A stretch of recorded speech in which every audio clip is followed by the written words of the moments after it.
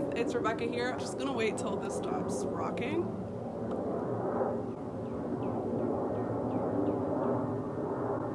So today I'm here to share a devotional.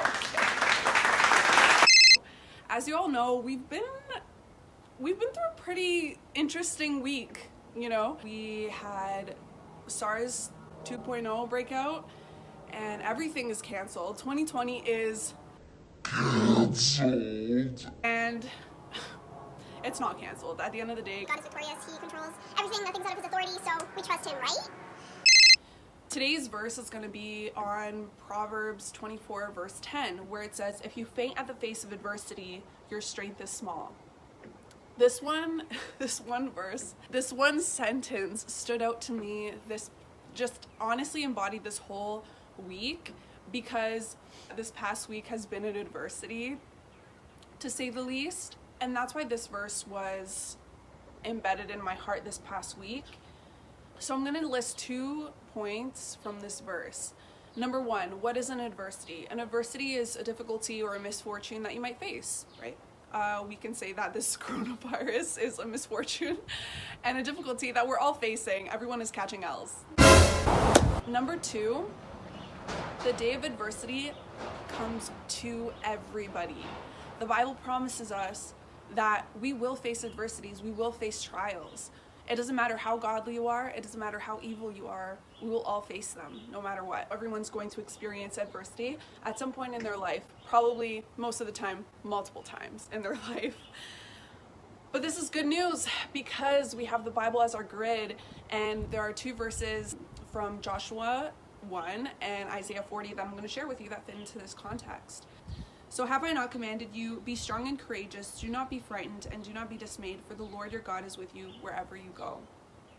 I've received an exponential amount of peace during this whole process because I started with the first thought and knowing that I'm not in control of anything and that nothing escapes God's authority and that He is sovereign above all things, even the Rona. So in times of trial, we should strive to be courageous, because without having courage, our strength means nothing, right? I'm going to add one more point. This is another thing that stood out in this verse to me, is that the day of adversity doesn't actually weaken you. It actually reveals how weak you are and how little strength or how much strength you have during that trial or during that adversity that you're facing. Again, this is good news because Isaiah 40 verses 28 to 31 says, have you not known, have you not heard, the Lord is the everlasting God, the creator of the ends of the earth. He does not faint or grow weary, his understanding is unsearchable. He gives power to the faint, and to him who has no might he increases strength. Even youths shall faint and be weary, and young men shall fall exhausted, but they who wait for the Lord shall renew their strength. They shall mount on wings like eagles. They shall run and not be weary. They shall walk and not be faint. I 100% stumbled over my words because I'm so nervous. Through what we've read through Isaiah 40, Joshua 1, and Proverbs 24:10 is that there's a sense of welcoming adversity into our lives.